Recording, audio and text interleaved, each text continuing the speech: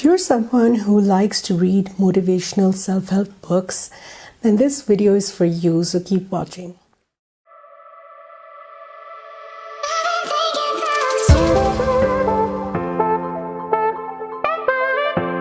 Hi guys, welcome back to my channel. If you're new here, my name is Amra. I create similar content every week, so make sure to subscribe.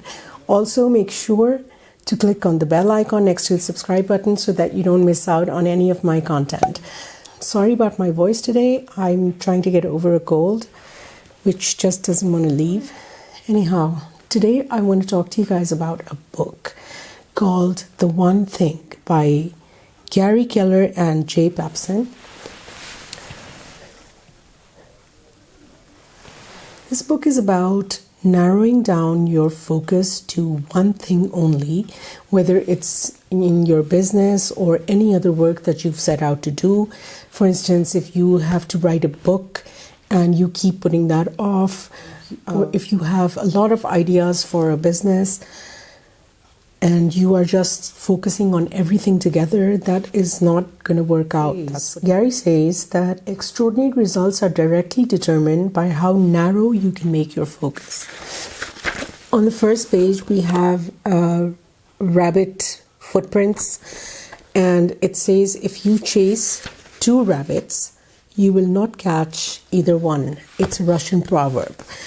The book is divided into three different sections. The first one is called the lies, the second one is the truth, and then the third one is the extraordinary results. In the first section, he says that we have these things, these lies that have been told to us over and over and over again in our lives till they actually turn into beliefs. They are a part of our belief system. They become a part of our principles. He has mentioned about 6 lies that he's completely against, and he talks about how you're not supposed to follow these lies, which we think are the truth. Lies. I'm not going to explain those 6 lies to you, but I'm going to mention what they are. Number 1 is everything matters equally. Number 2 is multitasking. He is completely against multitasking. He thinks it shouldn't even exist. Number 3 is a disciplined life. Number 4 is willpower is always on will call. Number 5 is a balanced life. Number 6 is big is bad. Thinks that you need to think big in order to get extraordinary results in your life. That time waits for no one, and that you have to do the right thing at the right time, and which is why you need to prioritize things. You cannot do everything at the same time. You need to have focus. He's completely against making to-do lists. Just because you have a to-do list and you have things that you're checking off during the day doesn't mean that you're actually achieving what you need to achieve in order to get that extraordinary success. You just need to prioritize that one thing. You need to work on that one thing for like the first 4 hours of your day. And because 4 is apparently the magic number, that has worked for him as well as a lot of other successful people. And he explains in the book why 4 is the magic number. In the second part, he talks about the truth. How there's a big picture, you need to have a smaller focus, and you need to ask yourself the right questions in order to get the right answers and in order to find out what your focus really is. And he has come up with one focus question which he keeps using in different examples, and he's shown us in the book how to use that one question to figure things out in different situations. And that one question is, what's the one thing I can do such that by doing it, everything else will be easier or unnecessary?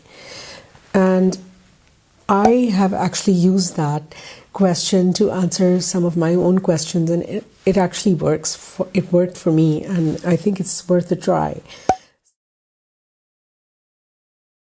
So the third part is extraordinary results. He has mentioned 3 words that are really important: purpose, priority, and productivity. He says our purpose sets our priority, and our priority determines the productivity our actions produce. Having a purpose without priority is powerless. And something I think that's really important that he's mentioned is that a life of extraordinary results simply comes down to getting the most out of what you do when what you do matters. Now, I want to tell you why I like this book and what I learned from it. For my work that I have set out to do in my life, I have a lot of ideas, and I've been thinking about those ideas at the same time, like exactly what he's telling us not to do. So it has really helped me to focus in on what I want my one thing to be. And I already knew that that thing was there, but I didn't realize that that is my one thing, and that I want to actually give more time to that one thing. I am going to do that from now on. I'm going to give the first 4 hours of my working day to that one thing that I have been pushing back all this time, doing other things which are also important. But I think that in order for me to get that one thing that I really want in my life, I need to actually sit down and do it, and to focus on it without thinking about other things. I'm not completely sold on the idea that I shouldn't make priority lists or to-do lists, but I am definitely going to make sure that I prioritize things in a better way, so that my one thing gets done and other things get done too. It's a different perspective from mine, and I really enjoy reading books which give me an insight into somebody else's brain, into their perspective. I think it's worth a try. So anyway, I recommend the book to you guys. Please make sure to comment below and let us know if you've already read the book, if it helped you or not, and if you know what your one thing is.